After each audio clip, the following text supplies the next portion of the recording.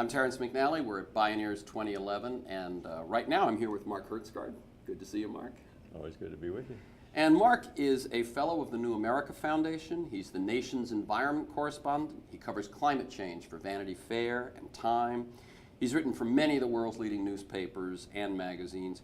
He's the author of several books. One of them, On Bended Knee, was a critically acclaimed examination of the press in the age of Reagan. Other books are Earth Odyssey, and his newest is Hot, Living Through the Next 50 Years on Earth. Now, as I do everyone, I want to ask a little about your path. And in your case, when you wrote about Reagan in the press, you wrote a book about the Beatles, but for the last few years you have been focused more on the environment. Can you talk a little bit about your path to the work you're doing today? My very first book was on the environment, actually, years ago. Nuclear energy, yeah. So in a way, it's kind of coming full circle. But yeah, two of my last three books have been about the environment. And in a way, Hot is kind of a sequel to Earth Odyssey. Because for Earth Odyssey, I traveled around the world in the 1990s, spent about 6 years overseas, investigating whether humanity would act quickly and decisively enough to avoid environmental self-destruction.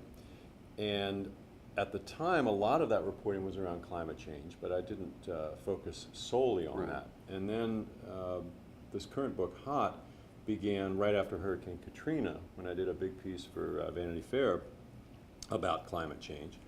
And in the course of that reporting, essentially came to understand that the questions I had been asking in Earth Odyssey about would we act quickly enough had in some sense already been answered. In the negative. In the negative, and unexpectedly quickly. Right. It wasn't just that we lagged completely, but we learned more. Well, we learned that what our understanding of the climate system had been very incomplete. And in fact, we thought that if global warming triggered outright climate change, that it would do so in about 100 years, the year 2100. And in fact, by 2505, the leading scientists in Britain were saying that, oh, we got that wrong. We actually way underestimated this, and climate change has begun 100 years sooner than we expected. And so Hot became my quest as a new father to deal with that fact and what it meant for my, at that point, 6-month-old baby, now my 6-year-old daughter. I know. And how she could live through these next 50 years where rising temperatures are now all but guaranteed on this planet. How she and the rest of her generation, which I call Generation Hot, because those 2 billion kids who were born since we got warned about global warming in 1988, those 2 billion children have been born since we didn't act quickly enough, as you were asking. And they are now fated to spend the rest of their lives coping with the hottest, most volatile climate our civilization has ever known. So as a father, I decided to use my journalistic skills to try and answer what would it take for my daughter to live through that. Talk a little bit about the volatility, because I think that is, people can sort of look at, well, it's hot this year, it's hot last year, it's not so hot this year, and they sort of don't get. But the volatility, the fact that we're having more natural, violent weather, what's the current scientific assessment of that? We saw a lot of those extreme weather events in the year 2011, so it's very appropriate that you're asking about it. Yeah, I mean, it's no longer controversial among climate scientists that what we're seeing is climate change, that when you see, I just was in Texas, Texas is suffering the worst one-year drought in its modern history. It has had suffered the worst heat wave in its history. 285 straight days of above 90-degree weather in parts of that state. Wow. And the scientists there, I interviewed the state climatologist who said that this isn't only climate change, but climate change is making what would have been a difficult summer much more extreme. And that's the point. And not just more extreme in heat or more extreme in drought, but we've also seen in 2011 the terrible flooding that struck in the Midwest, and of course, overseas. 2010 was the terrible floods in Pakistan. Put 14 million people out of their homes. 14 million people is more people than live in the city of New York or that live in the city of Los Angeles.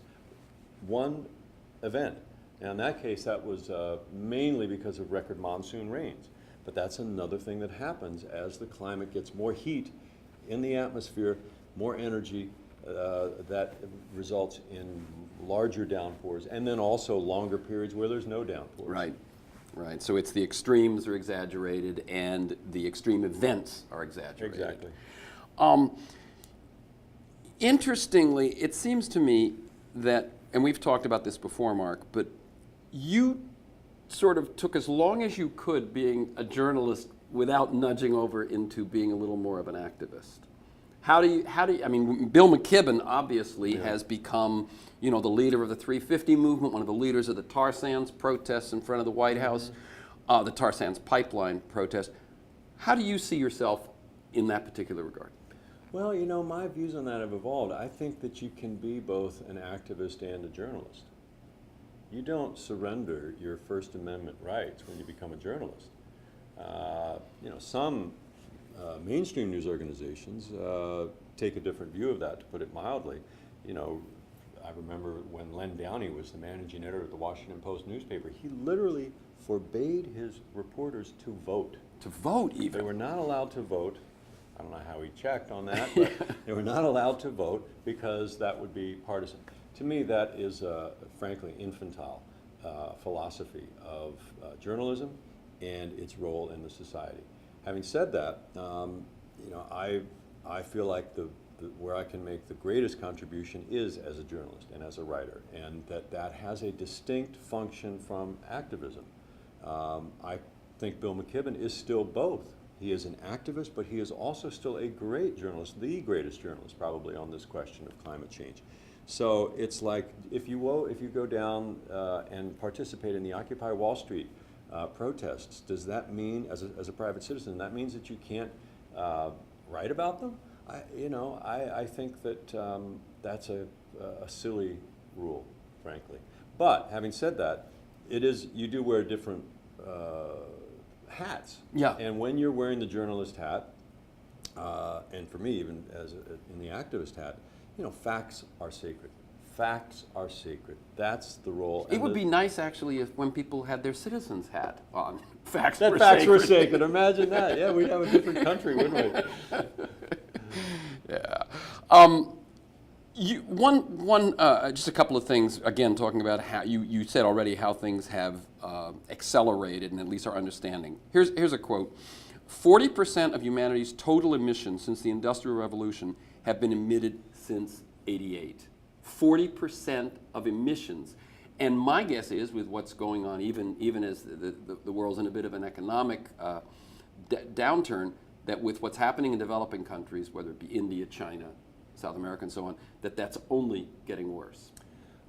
It's too early to say, but the trend line is certainly going that direction. And what you were pointing out was that 88, I think, is when global warming was on the cover of Time magazine.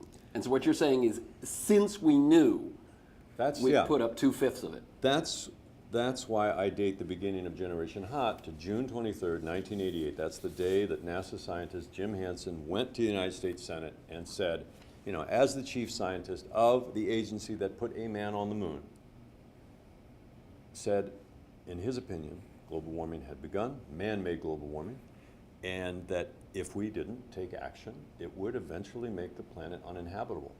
Now, Jim would be the first to tell you that he was very surprised at how quickly, again, exactly. He too was, it was 2100, it was the year 2200. It was a very great but very long-term problem, future generations. And that is what revolutionized within the problem. That's the paradigm shift of climate change in the last few years. It's like it came a lot faster than.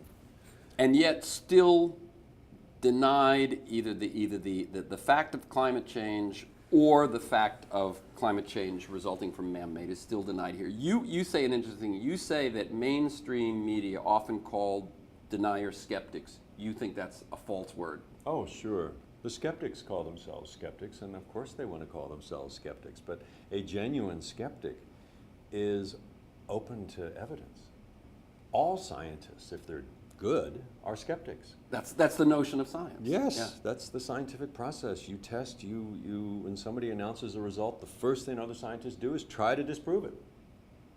Yeah. That's the nature of the experimental process. So genuine skeptics are open to evidence. But clearly the deniers are not open to evidence. They have made up their mind, then they cherry pick whatever little facts they can find. It's very much like, in fact, one of George W. Bush's, his former Treasury Secretary, Paul O'Neill, told me this in an interview. It's very much like what Bush and Cheney did on weapons of mass destruction. If you cherry pick the evidence from within the vast mountain of evidence that the U.S. intelligence community can put forward, you can make, and if you keep things, secret and quiet and all that, you can make what appeared to be, to many, a persuasive case that Saddam Hussein had weapons of mass destruction. Well, these climate deniers do the same thing, and for much the same reason, generally for ideological reasons and economic profit motive reasons, not because there's any intellectual validity to it. It's interesting because you just linked, in a metaphor, you linked climate change to military action. The military, the Department of Defense in the U.S., is actually one part of the U.S. that's woken up. I would say parts of the United States military Tell me have about woken that. up, and I think that there is A tension going on in there? well, of course, there's always tensions going on within the military, always different factions pushing this idea or that idea. And, believe me, this one is a controversial idea. It was, however, there's a lot of evidence to suggest, and we're actually talking about this year at Bioneers with Amory Levins and David Orr, about alternative conceptions of national security. And one of the conceptions that is getting a hearing, let's say, at the very highest levels of the U.S. military is a redefinition of national security that cares a lot more about, I wouldn't say environmental issues, but energy security, recognizing that peak oil is if not a reality, a very strong possibility, and that the military, if it's going to do its job well, has to be much smarter about how it uses energy.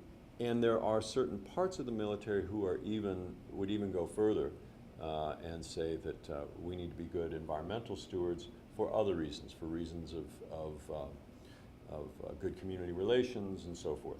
So, and there's certainly a great scope for work, because the United States military is the single largest consumer of energy on the planet. And one of the things, and I don't know enough to put a lot of facts to this, but I know that one of the things they've realized is that in Afghanistan, to a great extent, and in Iraq, that the energy that they're spending moving things around that country, Right. they have realized that if they could have electric vehicles and if they could have solar-powered things in their vehicles and so on, that would make a huge difference. That's a large part of the motivation. Two things. One is by the time a gallon of gas got to the front lines in Iraq, you'd think, in Iraq, major oil producer, no, but by the time a gallon of gas got to the front line of Iraq, it was costing the military the equivalent of $400+ a gallon. But to the military, more important than that, it was costing lives. Exactly. Because those supply trucks are sitting ducks for, what's in there, all you have to do is get one shot and you blow it. That's right. It's blow it already, up. it's already, your explosive is already They've fueled. provided you the bomb. Yeah. So that, I would say, was probably for the military, that was their initial motivation. Cost, let's face it, the military doesn't worry that much about cost. That's right. That's how they sell the idea to the rest of us, and that's fine. But they were losing men and women. Yeah. Let me ask you, what are the things, obviously when you did this book hot and you were moved to do it, or moved to take the tack you did on it from your daughter, what are some of the things that give you hope? Well, right now the thing that's giving me hope is Occupy Wall Street, and that awakening of political excitement in this country in a very practical but quite radical direction. And to my astonishment, that the media, the mainstream media, is covering it. Well, what's interesting is that it seemed like there was about a week to 10 days where they sort of took their time and kind of poo-pooed it or made fun of it, and then they shifted. Yeah. Because we're now what? I mean, we're almost a month yeah. to Occupy Wall Street, and we're like 2 weeks into Occupy LA, et cetera, et cetera. Yeah, and we're actually recording this interview on the day, October 15th, where they are trying to take this movement more global. There's supposed to be global days of protest all over the world. I haven't actually seen the news yet today to see what's happening there. But that kind of civic energy is, to me, very hopeful. I mean, I talk in hot. There's a lot of specific examples for reasons for hope of people doing amazing things. Farmers in West Africa who are worse than dirt poor, and who are nevertheless adapting to climate change by growing trees. And why are they doing that? Not to help solve climate change, but because growing trees helps them deal with climate change and increases the yields of their crops and helps the water table rise, and they are able to retain water, and you know, all these kinds of reasons that they do it. And you can, you know, repeat as I do. I mean, 80% of HOT is filled, I think, with stories of solutions here in the United States. Ron Sims up in Seattle, and how he asks the climate question to get the entire region of Seattle to think, okay, what's the science say we're going to face in 2050 in terms of temperature and precipitation and so forth? And then let's work backwards from there. And they're putting in levees. They're raising the Port of Seattle facilities by 1 meter. They are strengthening their water supply access by essentially buying up huge, vast tracts of forest land up in the Cascades, which will serve in effect as underground reservoirs. Because one of the great problems that we face in the next 50 years with climate change, at least here on the West Coast, and we have the very same problem in California, is that we're going to lose those snowpacks. Right. And there's no way to stop that now. And in California, snowpacks are 40% of our water supply. And already our water supply is insufficient. So we're going to have to dramatically shift how we handle water. Right, over the next 50 and we don't years. have time to go into it today, but it means that we can't just let water flow to the ocean. We've got to collect rainwater. We've got to grab water when we can, because we've had this luxury of living off glaciers, basically. We just have to be far less wasteful. Yeah.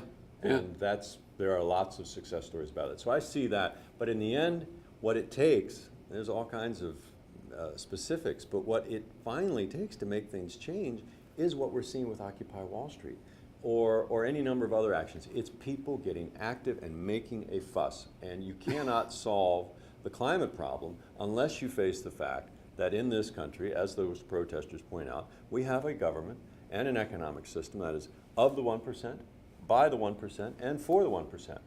And until we change that, it's going to be very difficult. You are totally swimming upstream if you're trying to do the right thing. Yeah, if it's a complacent citizenry versus an active oil industry, you know who wins. Just as in healthcare, if it's a complacent citizenry against a pharmaceutical industry or a health insurance or a hospital industry, and we could go through almost any place where we face big problems. So I quite agree with you. Let me ask you one last question, which is one that I've been asking everybody, which is that if the link that links, do